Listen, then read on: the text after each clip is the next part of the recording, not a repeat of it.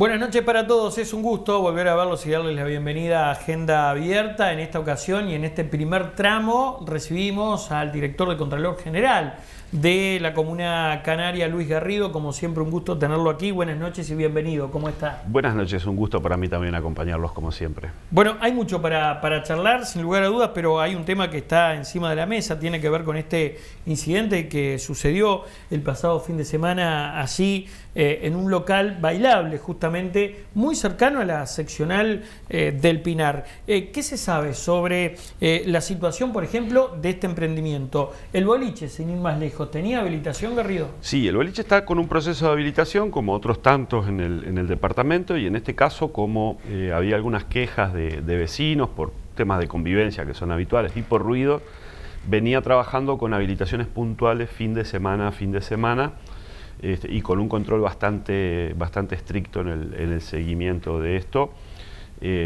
Pasa que son situaciones que desbordan cualquier previsión que uno pueda tener, ¿no? O sea, en general, digo, este tipo de locales están pensados para que la gente se divierta. Puede haber algún desmán en función del consumo de alcohol o alguna otra sustancia, pero los equipos de seguridad con los que cuentan están preparados para ese tipo de intervenciones y no para lo que terminó sucediendo desgraciadamente, que no es la primera vez que nos pasa. En el post-pandemia esta ya es la segunda vez que sucede un incidente con armas de fuego en la noche en Canelones, lo que obliga a repensar algunos protocolos y a poner una mirada diferente en cómo se trabaja. Sin duda esto va a impactar en otro conjunto de actividades que empiezan a retomarse en esta etapa del año, ¿no? ¿Cuál fue la primera post-pandemia? El primer episodio con arma de fuego. En Atlántida. Ah, tiene usted razón, hace un par de semanas nada más. Hace 15 o 20 También días. A la salida de la petrolera, un boliche icónico además, ¿no? Sí, sí. También un conflicto dentro del local donde el equipo de seguridad saca a uno de los involucrados, a efectos de que no se reproduzca la pelea fuera del lugar. Pero bueno, esta persona en esa oportunidad esperó a que salieran todos con un arma de fuego. Aquí fue similar en cierta medida. Digo, cuando lo sacan, esta persona saca un arma de fuego, hiere a un guardia de seguridad, toma a una mujer como escudo, hiere a un policía y termina accidentándose en la ruta 101 frente al aeropuerto viejo con el saldo que conocemos, ¿no? Entonces, esto preocupa porque hay un nivel de agresividad, de violencia y de circulación de armas de fuego que uno no lo conocíamos en Uruguay. Y pensando en lo que usted menciona, hay otro punto de coincidencia, y es que en ambos casos el agresor tenía el arma encima del auto. Sí. Este último caso es más preocupante porque además tenía antecedentes penales y una tobillera. Ahora, esto también implica un riesgo para aquellos funcionarios que desempeñan las tareas en la noche, ¿no? ¿Cómo se convive con eso, Garrido? ¿Hay respaldo de la policía? ¿Hay un buen trabajo, digamos, en equipo? ¿Hay diálogo con la jefatura? No, yo creo que afortunadamente en Canelones tenemos un excelente jefe de policía y el trabajo conjunto que se ha desarrollado. También son 2 años de pandemia que nos obligaron a estrechar mucho los vínculos y el trabajo con el resto de las instituciones del Estado. Entonces está muy aceitado, es muy fluido. Tenemos protocolos de respuesta que son escalables en función de la necesidad, y la comunicación, tanto con el 911 como con los distintos jefes de zona es espectacular en ese sentido. Lo que pasa es que sí, los tiempos de respuesta a veces son los que están.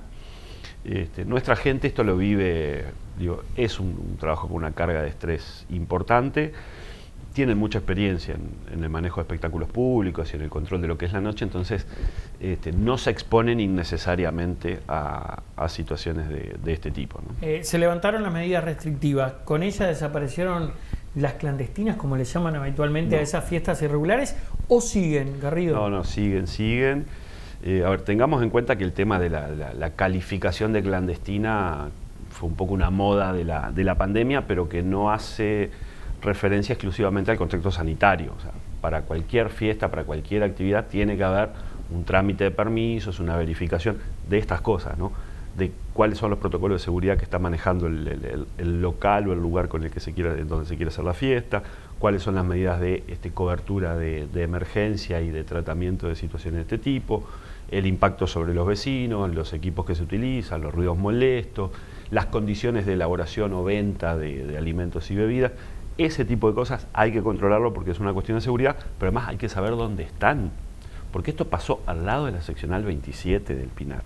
Pero si esto nos pasa en el kilómetro 62 de la ruta 33, 1 kilómetro para adentro, como hemos encontrado alguna fiesta clandestina, ¿quién se entera que ahí hay 2 heridos de bala?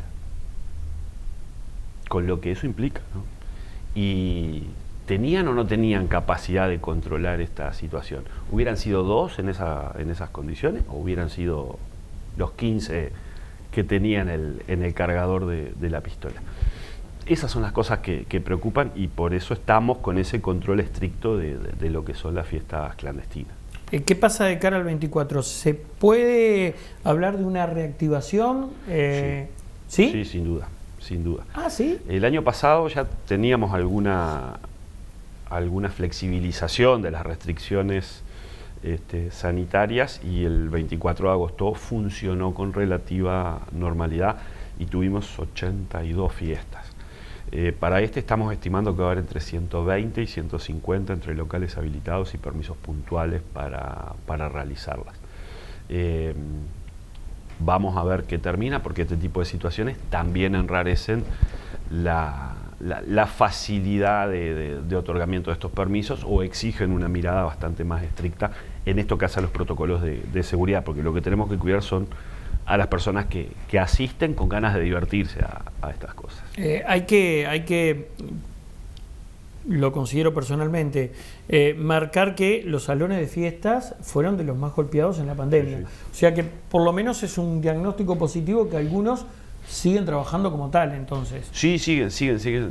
Y son locales que en general están todos habilitados, por lo cual lo único que requieren es la comunicación de la actividad y no el permiso puntual. Allí, por eso te digo, dimensionamos que entre salones de fiesta, locales de esparcimiento nocturno que tienen habilitación, algunos restaurantes y espacios que ya habían tramitado cuando hicieron su habilitación la posibilidad de eventos puntuales y actividades, más todos aquellos que están queriendo organizar alguna actividad extraordinaria, vamos a estar entre las 120 y las 150 fiestas. Es un crecimiento del 50% en relación al año pasado y es un poco más cerca de los números históricos de Canelones en la materia, ¿no? ¿Qué se requiere para una habilitación puntual? Bomberos, la vinculación jurídica con el padrón donde se va a hacer la actividad, un plano del lugar que detalle las construcciones, una memoria descriptiva de cómo va a funcionar, de cosas como cuántos baños tienen, los sistemas de salida de emergencia, que eso va a determinar después la cantidad de público que pueda asistir, el protocolo de manejo de lo que son situaciones de seguridad del local, emergencia móvil y, bueno, dependiendo de la ubicación, algún otro trámite adicional vinculado al gobierno nacional. O sea, si estás sobre ruta nacional tenés que tener una autorización para acceso del MTOP y ese tipo de cosas. ¿Y qué pasa en caso de no cumplir o de estar en falta? ¿Cómo se actúa por parte del cuerpo? Bueno, el 24 de agosto es una fiesta muy particular, ¿no? Es la noche que más uruguayos mueven en el país. Entonces vamos a ir por una actuación básicamente ex post, salvo que detectemos situaciones de riesgo inminente. Las actuaciones van a ir por el lado de las sanciones económicas, ¿no? Hasta 100 unidades reajustables por la realización de la fiesta, 0,50 unidades reajustables por cada uno de los asistentes por espectáculos públicos. Son sanciones importantes, porque a esas se les puede agregar otra del tipo bromatológico o de resistencia a la inspección, si eso eventualmente se diera. Si detectamos situaciones donde hay riesgo inminente, desgraciadamente lo que hay que hacer es solicitar el apoyo policial necesario y proceder al desalojo y cierre, ¿no? ¿Se refuerza la plantilla de trabajadores esa noche? O sea, ¿cómo es el trabajo previo a un 24? Sí. Esta es una noche donde los equipos inspectivos de la Intendencia, tanto nosotros como los compañeros de tránsito, estamos todos, te diré, en la calle con el trabajo de control. Algunas fiestas por su dimensión van a tener un equipo inspectivo fijo en ellas, y otros estarán circulando como habitualmente estamos circulando y controlando. Pero la idea es cubrir todo el territorio del departamento en el curso de la noche. Garrido, hacemos una pausa y luego seguimos charlando. Claro. Tanda.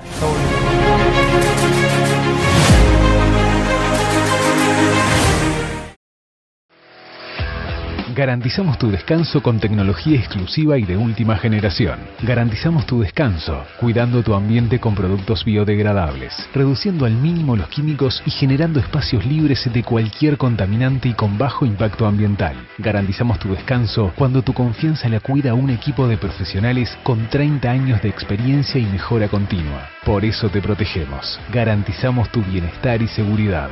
Cedel, empresa líder en fumigación, desinfección e higiene ambiental.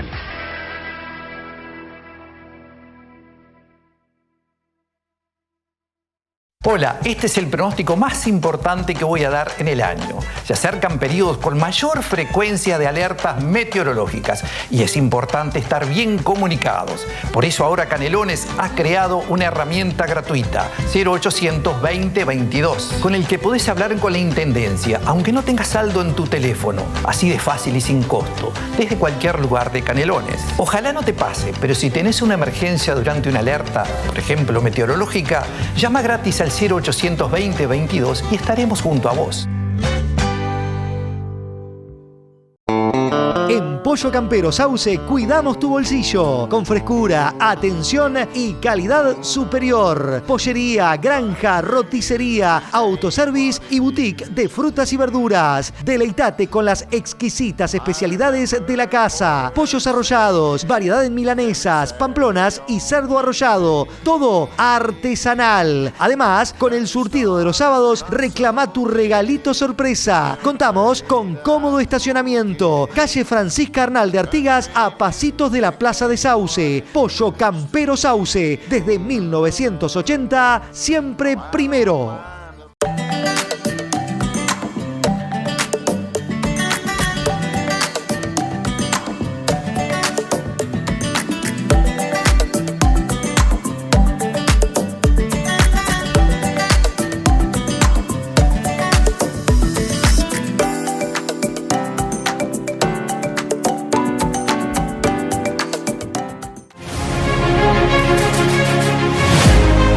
Continuamos con esta agenda abierta y creo que ha sido un tema que ha impactado a todos los uruguayos. Me refiero al incendio y pérdidas totales del shopping de Punta del Este. ¿Qué ha generado en usted, Garrido, como director de Contralor General, el ver esas imágenes, bueno, ese derrumbamiento que hubo, pero fundamentalmente pensar en clave de regularizaciones, autorizaciones, sí, etcétera, etcétera? Nosotros ya veníamos trabajando desde noviembre del 20 con un cierto endurecimiento de las exigencias en lo que es la habilitación comercial. Bomberos hoy es un requisito excluyente para poder trabajar, más allá del proceso de habilitación con la Intendencia, pero es lo primero que estábamos viendo, justamente por este tipo de situaciones, ¿no? Que son imponderables, pero se dan y generan estos impactos. Afortunadamente Punta del Este no tuvo víctimas, pero hemos tenido otros con víctimas mortales. Entonces eso estaba muy en la tapa del libro. A partir de lo de Punta del Este, obviamente las alarmas son otras, las alertas son otras, y hemos hecho un repaso a fondo de lo que son los protocolos de nuestras grandes superficies y el control estricto de bomberos y del cumplimiento, y estamos atentos ante cualquier señal que pueda implicar detrás una situación de este tipo. En el día de ayer, sin ir más lejos, tuvimos una denuncia por una caldera en un centro de salud que estaba generando humos y olores extraños, y bueno, a las 3 de la tarde hicimos una intervención para la revisión de esa caldera.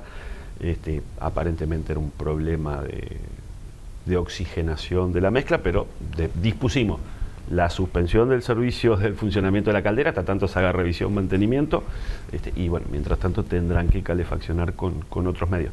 Pero ese nivel de alerta y de respuesta hemos tratado de mantenerlo, no solo por lo que pasó en Punta del Este, sino porque justamente lo que pasó en Punta del Este nos pone muy, muy enfrente, nos levanta un espejo muy duro en materia de necesidad de estos controles, y esperamos que la población esté en sintonía y entienda por dónde va la línea de trabajo, y que no es solo por entorpecer, complicar o exigir determinadas cosas, sino que bueno, hay una preocupación por ver que esto se cumpla en el cuidado y defensa de la gente. Digo, hicimos una inspección a fondo también en uno de los shopping del departamento, y hemos trabajado con los otros en revisión y actualización de lo que son sus protocolos.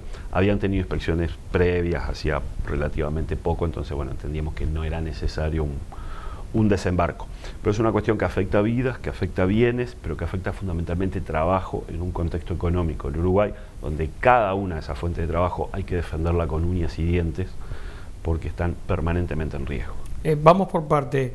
¿Qué shopping se inspeccionó? ¿Dónde sucedió esto de la caldera, Garrido? En una institución médica, no.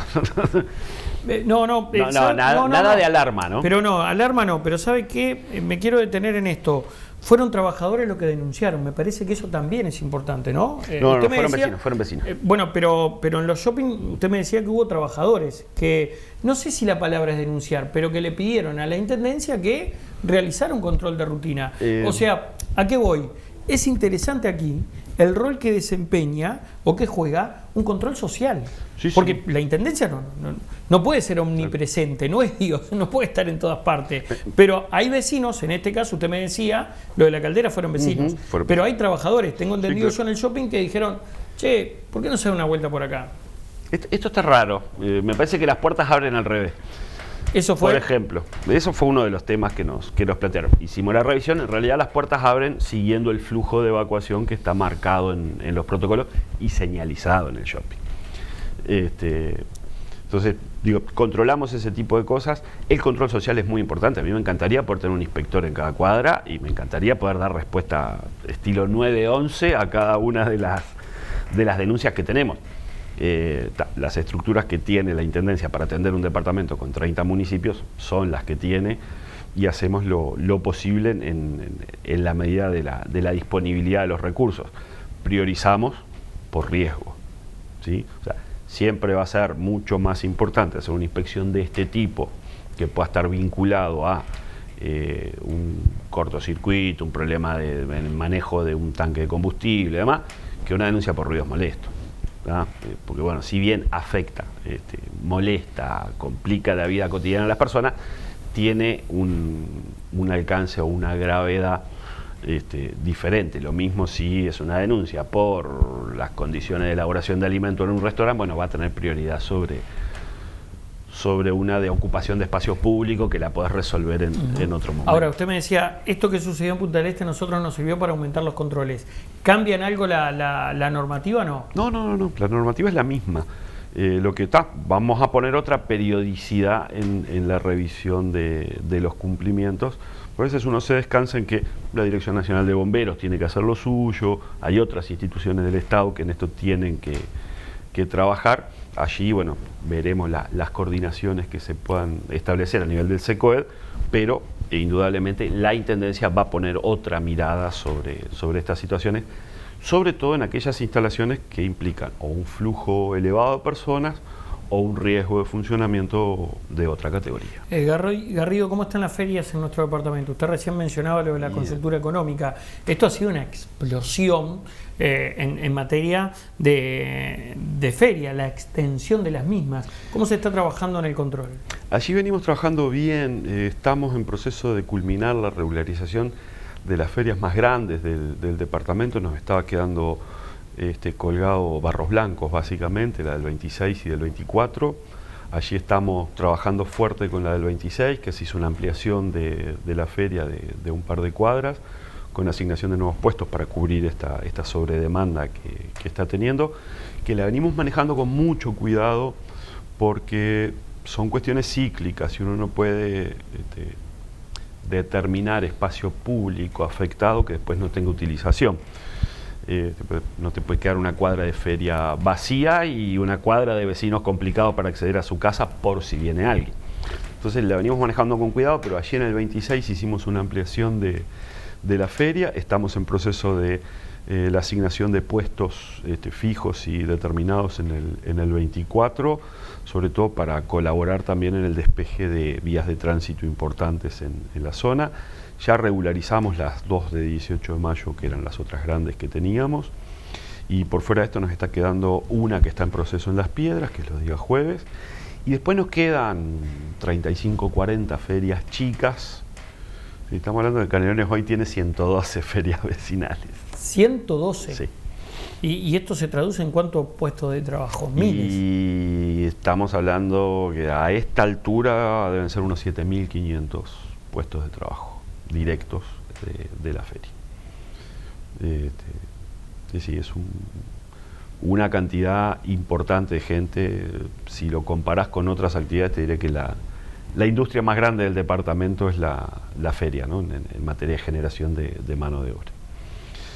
Pero bueno, es un proceso que se ha venido dando muy bien, con mucho diálogo con las partes, tanto con los vecinos que terminan siendo afectados por la feria, como con los feriantes y las autoridades locales, y se viene llevando con total naturalidad. Siempre tenés que hacer alguna intervención de incautación o de corrección sobre los productos que se venden, pero no hemos tenido conflictividad en ese sentido. Como siempre, ¿no? Recordar que aquellas cuestiones que afectan a la salud no pueden ser comercializadas en feria, lentes, medicamentos, y ese tipo de cosas. Para cerrar, Garrido, trabajo en materia de terrenos, de predios. Una experiencia que arrancó por Jauregui Berry, que se sigue trabajando en ese punto de la costa, pero que se está desplegando a otros. Sí. ¿Cómo está ese tema?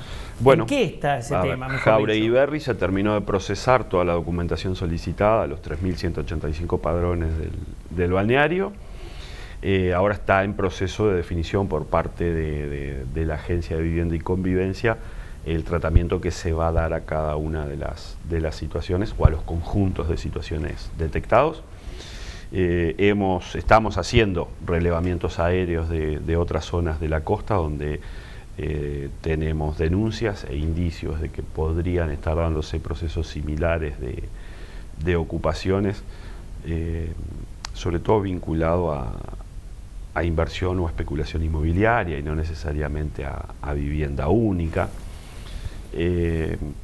Entonces, o sea que ahí hablamos más de una organización que bueno, en algún momento sobre Jauregui Berry hablábamos de que había unas 4 categorías de padrones, ¿no? Aquellos que eran propietarios, que habían construido y tenían todo regularizado.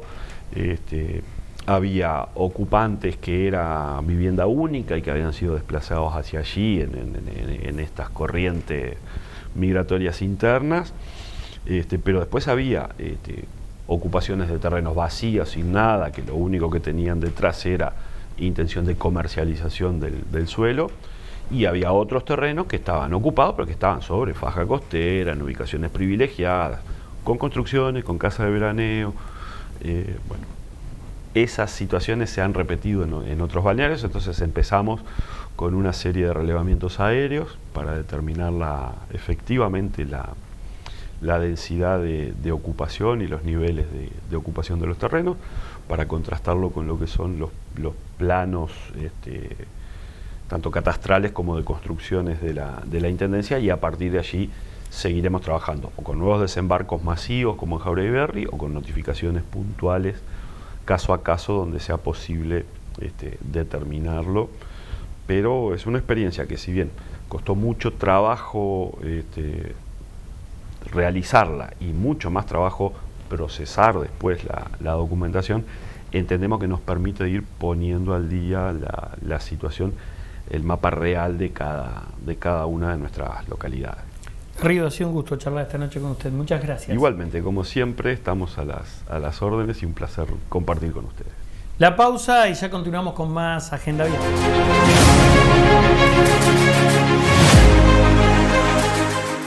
En caso de una alerta meteorológica es muy importante estar bien comunicado. Por eso ahora en Canelones creamos un número gratuito, 0800 2022, para que puedas hablar con la Intendencia aunque no tengas saldo. Así de fácil y sin costo. En caso de emergencia por una alerta, ejemplo meteorológica, podés llamar gratis al 0800 2022. Garantizamos tu descanso con tecnología exclusiva y de última generación. Garantizamos tu descanso, cuidando tu ambiente con productos biodegradables, reduciendo al mínimo los químicos y generando espacios libres de cualquier contaminante y con bajo impacto ambiental. Garantizamos tu descanso cuando tu confianza la cuida un equipo de profesionales con 30 años de experiencia y mejora continua. Por eso te protegemos. Garantizamos tu bienestar y seguridad.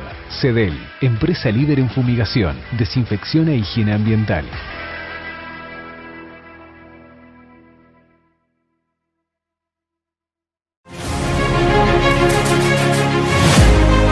Seguimos con esta agenda abierta y ahora nos vamos al tema vivienda y en particular MEVIR. Por esas razones que estamos junto al arquitecto Juan Pablo Delgado. Delgado, es un gusto tenerlo esta noche aquí. Bienvenido, ¿cómo le va? Buenas noches. Gracias por la oportunidad de contacto con la audiencia. Creo que esta es una muy buena noticia como para comenzar la entrevista. Tiene que ver con una obra allí en Juanicó, que hace mucho tiempo que viene siendo solicitada por los vecinos. Y también está bueno destacarlo porque es esa sinergia que existe entre diferentes partes del Estado. Porque aquí hay un papel preponderante de MEVIR, pero también del Ministerio del Interior, y generan una subcomisaría en Juanicó. Cuéntenos acerca de esta experiencia en particular, Delgado. Una realidad, un concepto y una política institucional que impulsó esta amistad de MEVIR. El concepto de construir comunidad, que es mucho más amplio que construir vivienda. Si queremos que la gente quede confortable en su pueblo, en su localidad, su paraje rural, la vivienda es muy importante, pero no es lo único. Necesitamos que tenga infraestructura comunitaria e infraestructura productiva para que la gente quede arraigada con buenos servicios. No hay duda que el Estado, cualquier servicio básico que tenga el Estado es la educación, la salud y la seguridad. Bueno, esas tres cosas hace MEVIR, construyendo comunidad, sobre todo donde trabaja MEVIR. En Juanicó no es la excepción. Destacamento policial, la subcomisaría, que hacía más de 10 años, lo que si no son 12 años que estaba cerrada, que no solo va a la comisaría de Juanicó, sino que también va a ir la brigada de policía rural, de seguridad rural de todo el departamento, como va su operación ahí. Le hicimos en menos de 150 días hábiles la obra, y en convenio con el Ministerio del Interior, por supuesto, porque son los fondos del Ministerio del Interior como corresponde, un convenio que tenemos muy bueno, que viene funcionando muy bien, que estamos por ejemplo trabajando en muchas obras más, que después las comentaremos.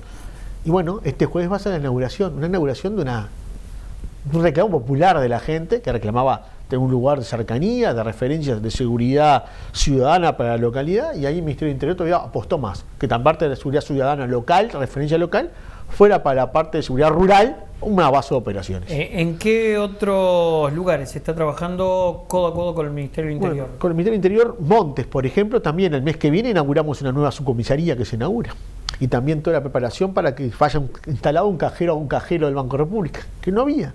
Que también yo seguramente acá en Pando y otras ciudades grandes, ese tipo de cosas son algo cotidiano y normal. Tenemos que pensar en las ciudades más pequeñas y no tan alejadas, porque Monte está cerquita de Montevideo, Juanicó está a un paso de Montevideo, tengan servicios.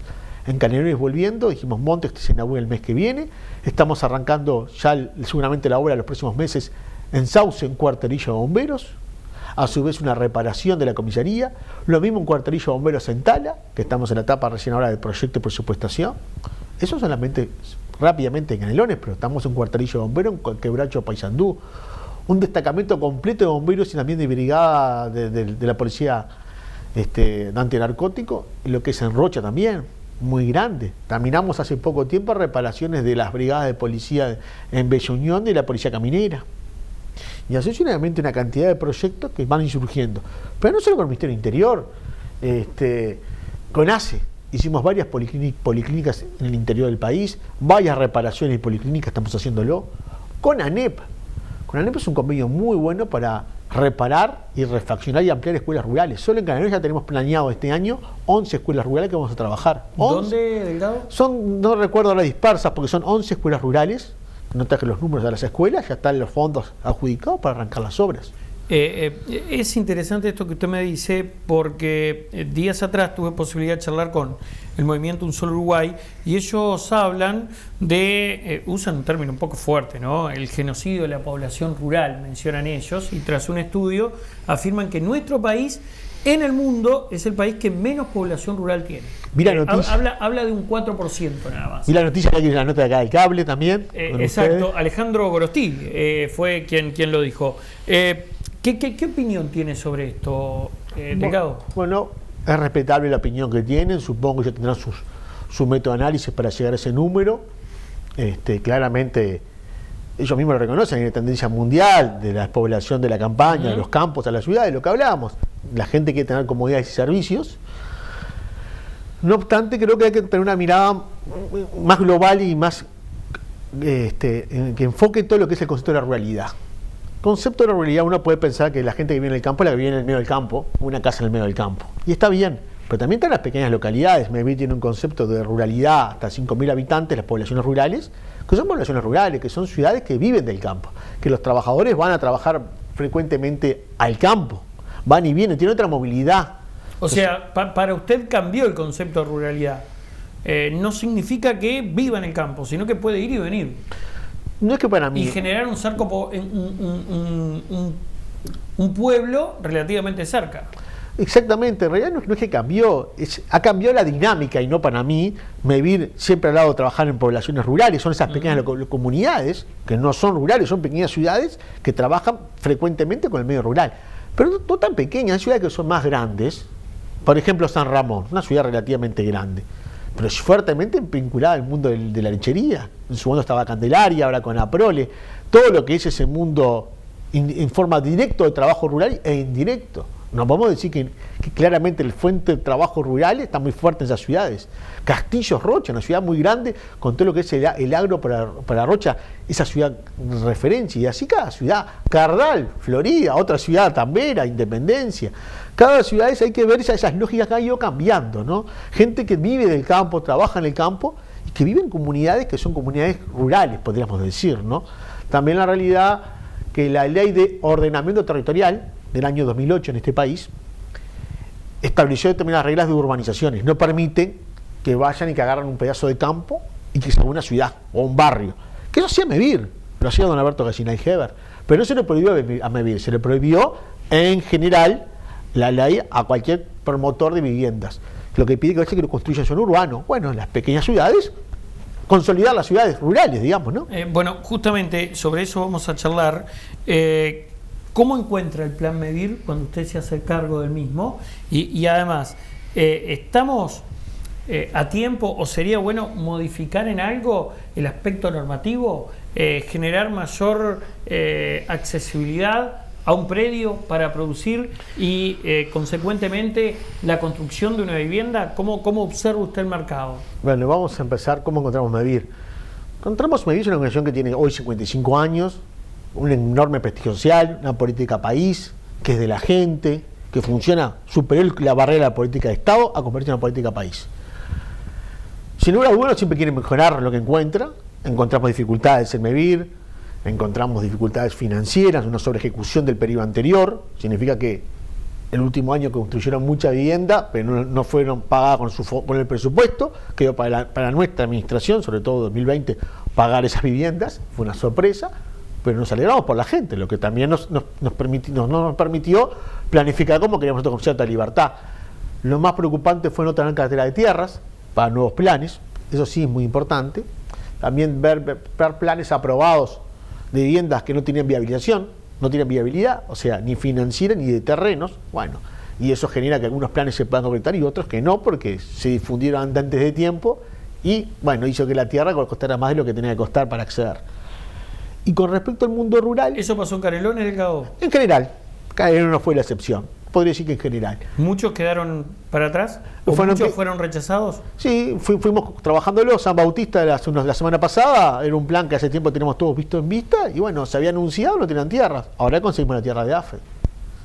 En base a normativas, como tú hablabas.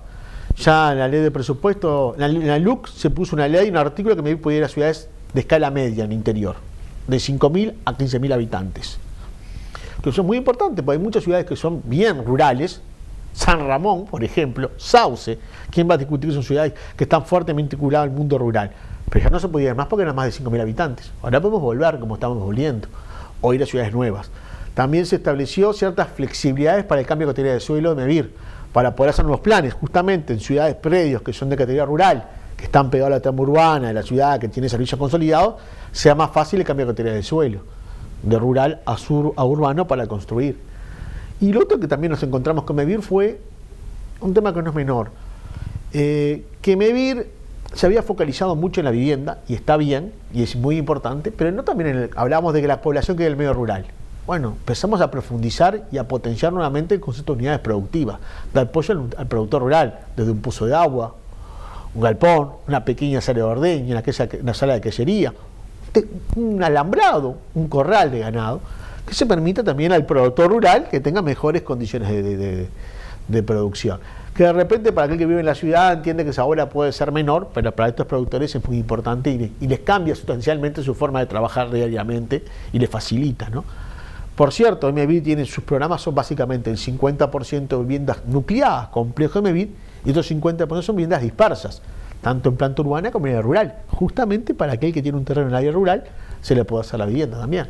Yo planteaba el tema de accesibilidad y la posibilidad de cambiar una normativa.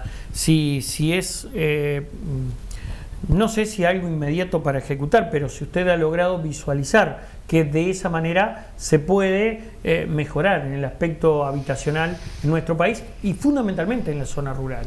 Bueno, recién hablábamos el tema de accesibilidad a la tierra y el cambio de categoría del suelo, que pase de rural o suburbana a urbano cuando son predios que están pegados a la trama urbana. No en el medio de la nada, porque ahí implica una cantidad de servicios que después la gente quiere. El alumbrado, el saneamiento, el transporte, las escuelas, las policlínicas. Bueno, hay que aprovechar la infraestructura que tenemos en pequeñas comunidades. Pero esos cambios de categoría del suelo implicaban mucho tiempo y dinero. Bueno, nos permitió a MEVIR hacer un cambio de categoría del suelo mucho más rápido, por supuesto siempre con la anuencia del intendente y la junta departamental, es el que tiene la última palabra, no es automático, pero antes era un trabajo que llevaba 2 o 3 años para terminar en el intendente y la junta departamental. Ahora directamente vamos con el cambio de categoría del suelo al intendente y la junta departamental. Si ellos tienen voluntad, se cambia rápidamente. Otro aspecto importante, también de la tierra, es acceder a tierras más económicas. Bueno, AFE es un ejemplo. No hay duda que AFE tiene las mejores tierras en las localidades del interior del país. Están céntricas, altas, en puntos altos, con todos los servicios. Y hay muchas tierras que quedaron... Ahí hablamos de las inmediaciones de las estaciones de ferrocarril, digamos. Exactamente. ¿Es eso? Sí, tal cual, que han quedado sin uso ferroviario, porque las vías se han anulado, no pasa más el tren por ahí. Por tanto, es un capital muy importante.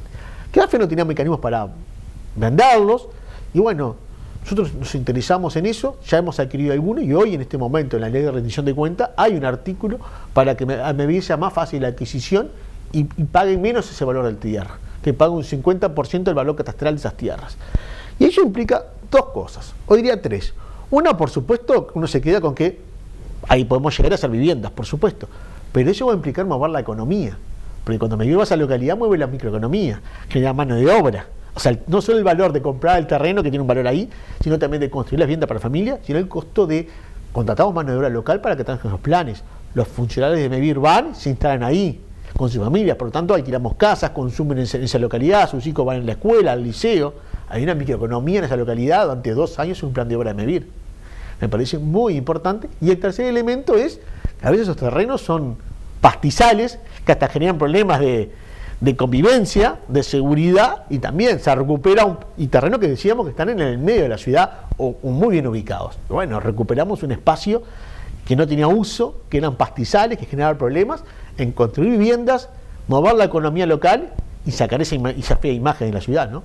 Arquitecto, hacemos una pausa, ¿le parece? ¿Cómo no? Y luego continuamos con Agenda Abierta. Tanda, ya volvemos.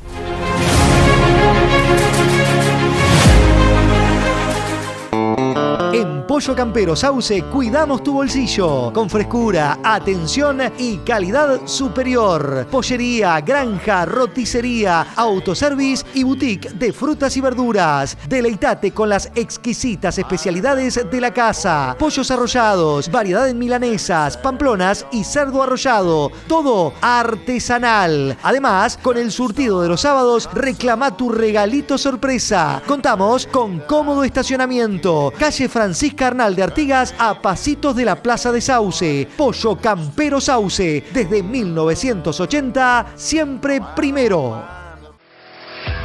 Garantizamos tu descanso con tecnología exclusiva y de última generación. Garantizamos tu descanso, cuidando tu ambiente con productos biodegradables, reduciendo al mínimo los químicos y generando espacios libres de cualquier contaminante y con bajo impacto ambiental. Garantizamos tu descanso cuando tu confianza la cuida un equipo de profesionales con 30 años de experiencia y mejora continua. Por eso te protegemos. Garantizamos tu bienestar y seguridad.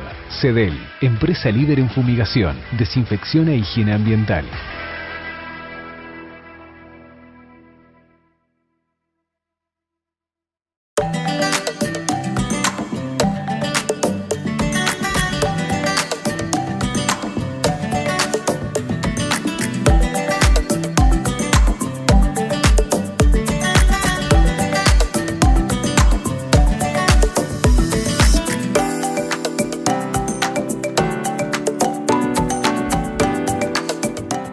Hola, este es el pronóstico más importante que voy a dar en el año. Se acercan periodos con mayor frecuencia de alertas meteorológicas y es importante estar bien comunicados. Por eso ahora Canelones ha creado una herramienta gratuita, 0800 20 22, con el que podés hablar con la Intendencia, aunque no tengas saldo en tu teléfono, así de fácil y sin costo, desde cualquier lugar de Canelones. Ojalá no te pase, pero si tenés una emergencia durante una alerta, por ejemplo meteorológica, llama gratis al 0800 20 22 y estaremos junto a vos.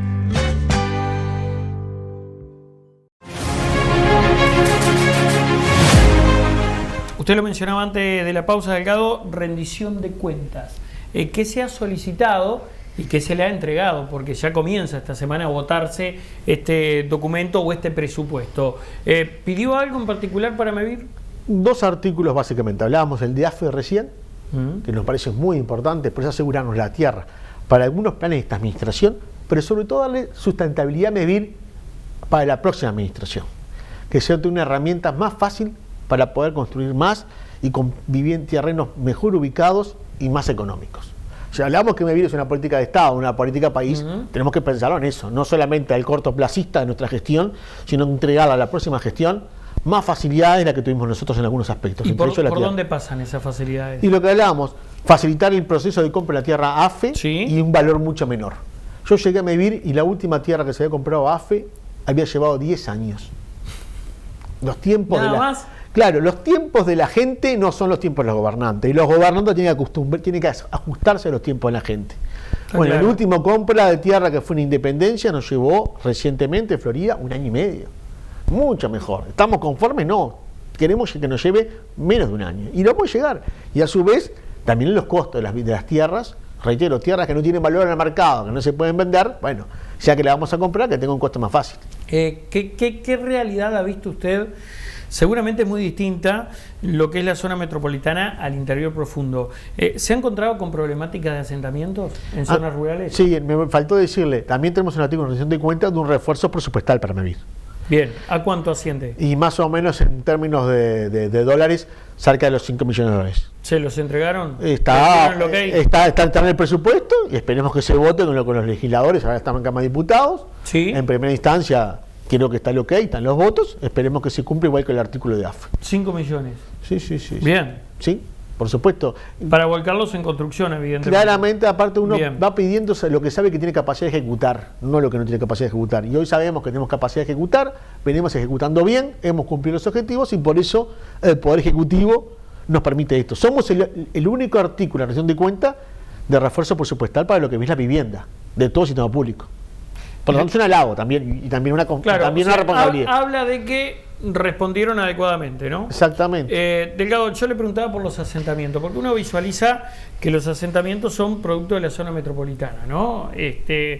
Montevideo, Canelones, San José, bueno, tal vez algún departamento similar a Canelones, pero no tanto la zona rural. Sin embargo, usted me decía que se ha encontrado con asentamientos. Bueno, MEVIR surge para erradicar asentamientos rurales. En 55 años ha hecho un trabajo fantástico. Hoy casi no queda asentamientos rurales, quedan muy poquitos, están identificados, estamos trabajando en algunos de ellos. Hoy el asentamiento se ha convertido en un problema más de ciudades. Y no solamente en la metropolitana, te diría, ciudades del interior hay varias, y varios departamentos. Te diría que casi todos los departamentos tienen asentamientos. Ha cambiado, y por eso MEVIR, a través del plan avanzar del Ministerio de Vivienda, va a participar con el tema de asentamientos, como parte del sistema público de vivienda, en asentamientos de localidades del interior. Ni área metropolitana ni Montevideo, por supuesto, ¿no? En 7 departamentos, con 20 programas que hay, ya estamos celebrando los programas, y en algunos vamos a trabajar, y seguramente es un desafío, porque es una nueva herramienta, pero también es complemento de las actividades de MEVIR, porque MEVIR es una política de tratar que la gente no se vaya a los pequeños poblados, a las ciudades de escala media al interior, para que también por lo general una nueva vivienda insalubre, pero ya en una ciudad grande. Bueno, el problema ya está. Seguimos trabajando con la prevención y bueno, tenemos que dar una mano todos juntos, los uruguayos, en lo que es el sistema público de vivienda, trabajando codo a codo, aprovechando mejor los recursos para poder trabajar en este plan de avanzar, ayudando a asentamientos. A mí me consta que no es resorte suyo, pero seguramente muchos de los afectados directamente por MEVIR, beneficiarios, digamos, se lo plantean. Está bárbaro porque tener la casa propia, vaya sí solucionará las cosas, o tener una casa. Ahora, para que la gente se quede en el campo, también hay que generar trabajo, hay que generar empleo.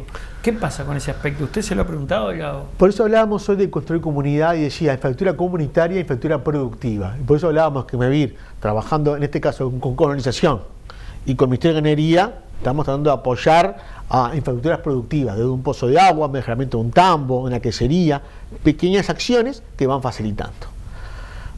El tema del trabajo rural, yo creo que hay trabajo rural. Pregúntenle a mucha gente que está en el medio rural y dice que a veces les cuesta conseguir mano de obra. Lo que pasa es que también la gente quiere vivir en el campo, estar establecido en un lugar que tenga comodidades. Voy a poner un ejemplo que hace unos días lo hablaba, las antenas de Antel para los celulares. MEVIR definió un convenio, justamente el concepto de construir comunidad, que en aquellos predios que tiene MEVIR remanente, que no son aptos para construir vivienda, aclaremos eso, por determinadas motivos, porque ahí está cerca de las lagunas de saneamiento, le damos en como dato para que Antel ponga una antena. Y eso da señal de telecomunicaciones para los celulares, para las computadoras, los chiquillos que van a la escuela pública. Bueno, queremos vivir en el campo, pero también queremos tener los servicios. Y bueno, Antel ha hecho una política de descentralización, de llegar con mejores señales de telecomunicaciones en todo el interior profundo del país, y bueno, MEVIR se ha comprometido a ayudar para eso. Eso ayudar el arraigo también, ayudar a que la gente se quede en un lugar, queremos que se quede en el campo, está perfecto. Yo soy un ruralista, pero queremos que tengan buenos servicios, que la gente, porque se quede en el campo, no tenga menos servicios que lo que estamos en una ciudad más grande.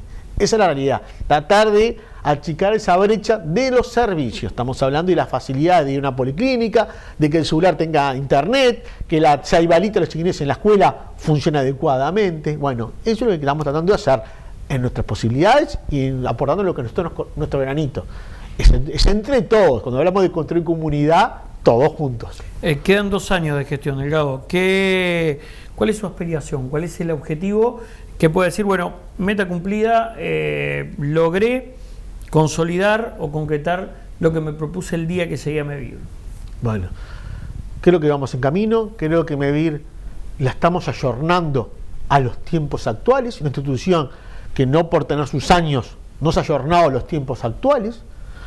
Creo que hemos ayudado mucho en ese aspecto, en todo lo que es la digitalización, de la aplicación, de la planificación de las obras. Estamos casi a mitad del periodo, básicamente, nos quedan casi 2 años y medio, no 2 años, 2 años y medio. Tenemos que consolidar este camino, avanzar aún más, y un objetivo fundamental es dejar como los abanderados, ¿no? Dejar la bandera, la posta para el que venga, más alta que lo que uno encontró, para que venga tenga un desafío todavía aún de superarnos. Y queremos que nos supere, porque esa es la idea. El país es una acumulación de obras. Nadie arranca de cero. Vamos acumulando sobre lo que está hecho lo demás. Algunas cosas habrá que corregir, otras profundizar y otras hacer. Y pues si hablamos que MEVIR es una política de Estado, una política país, tenemos que respetarla como tal y dejarla mejor de la que lo recibimos para que el que venga nos supere a nosotros. Yo lo escucho atentamente. Ahora, es difícil mantener una política de Estado con nuestro sistema, ¿no? MEVIR ha sido una excepción. ¿En serio? Sí, como los CAIF, como el plan CAIF. Son organismos que han funcionado excepcionalmente bien. Cuando hablamos de política país, ¿sabe cuál es la diferencia entre política de Estado y política país? En mi entender. Sí. La política de Estado... Yo le digo esto porque a veces hasta con gobiernos del mismo partido no se ponen de acuerdo en tener un horizonte definido. Y uno llega con su librito y lo cambia y después se viene el otro y lo modifica y así sucesivamente. Pero pensemos lo que es una política. Y estoy hablando del mismo partido, imagínese. No, pero pensemos ¿no? lo que es una política de Estado. ¿Qué es una política de Estado? Una política de Estado es una cantidad de acciones que se mantienen en el tiempo y que dan resultados. Con un objetivo y un rumbo que es este. Vamos a hacer viviendas en la zona rural, vamos a hacer viviendas en la zona rural. Y claramente cada uno le va a poner su impronta y sus pequeños detalles. Pero la línea de acciones es la misma. MEVIR 55 años, tiene más de 32.000 viviendas nuevas, más de 41.000 soluciones habitacionales en todo el país. Eso es una política de Estado. Y que han pasado todas las administraciones, que cada una le ha puesto su impronta, pero lo que es el expertise de MEVIR se ha mantenido y se han mantenido en el tiempo. Lo mismo con los otros países para no solamente focalizarnos en MEVIR. Y cuando digo yo política país, que pasó lo que es política de Estado, política país, porque la política de Estado la sustentan los gobiernos, que respetan determinadas cosas. Pero la política país, a mí me gusta decir que son la población, que nos cuida a nosotros y que no nos desviemos de nuestros objetivos, de los objetivos que tienen instituciones. El primero que hace el control social sobre MEVIR son la población de MEVIR y la ciudadanía. Hace un control social muy estricto. Si hay algo que parece que no anda bien, enseguida esa ciudadanía hace la llamada de atención y hace que corrijamos el barco. Eso es muy bueno. ¿Se lo han dicho a usted? Comparto, sí. Es el control social. Y uno lo ve en los actos. ¿Y qué le ha planteado a la gente? La gente siente MEVIR propia. Por lo tanto, cuando uno siente propio, lo cuida. Lo que no lo siente propio, no lo cuida. Y cuando uno lo siente propio y sabe que es una solución para que tuvo una solución ahí y espera que esa solución sea para su hijo, su familiar o un vecino, la cuida mucho. Y eso ha sido muy importante, ese sentido de pertenencia. Yo siempre digo, ¿usted sabe que MEVIR usamos la palabra participante y no beneficiario? Ahí ya lo dice todo. El participar de todo el proceso del MEVIR. El proceso de la organización social, de construcción, posobra. La ayuda mutua de construir la vivienda se continúa con el pago de la cuota, porque el pago de la cuota permite que otra gente construya. Es una cadena de ser solidarios. Y ahí usted me dice que al participar genera otro sentido de responsabilidad, que es el hecho de ser beneficiario. Te entrego la llave y acá tenés tu casa. Comparte. Yo le diría más, yo creo que casi todas las políticas de este país deberían ir el concepto de participante y no beneficiario. En general, las políticas sociales creo que tienen que ir paso a paso a ser un participante y no un beneficiario. Cada uno dentro de sus posibilidades, sus condiciones, pero participar en eso y no solamente ser un mero beneficiario. Está claro. ¿Es consciente que han manejado su nombre como candidato, no? Eventualmente a la Intendencia de Canelones. ¿Le gustaría algo? Lo que le podría decir, por supuesto. Es hombre del presidente, del riñón del presidente. Ni que hablar, soy canario, funcioné muchos años de carrera de la Intendencia de Canelones. Quiero mucho la Intendencia. La quiero mucho porque valoro mucho lo que hace. Ese rol que tiene la Intendencia con la población, ese gobierno departamental, lo que implica, y ni que hablar los gobiernos locales con los municipios. Yo hoy estoy abocado, y no es una frase, es a terminar de hacer la mejor gestión posible y cumplir con los desafíos que me planteé y que nos planteó el presidente. El tiempo de las candidaturas, por supuesto que uno quiere ser candidato o no quiere ser candidato, pero acá hay que definir si es candidato es la gente. La gente con su reclamo y con su... nos premia a los que hacemos políticas en tratar de decir, bueno, hizo una buena gestión, entendemos que es bueno para tener un cargo, para ser candidato a un cargo. Creo que la gestión es lo que nos va a permitir ser o no ser candidato, que es lo que nos va a pedir la gente. De mi parte, Claramente conozco Canelones, el departamento, la intendencia, no me es extraño, y por supuesto, ¿a quién no le gustaría trabajar con su departamento, con su gente? Pero eso depende de la gente, si la gente cree que estamos o no en condiciones de ser candidato. Arquitecto Juan Pablo Delgado, presidente de Mevir, ha sido un gusto tenerlo esta noche aquí junto a nosotros. Muchas gracias. Igualmente, gracias.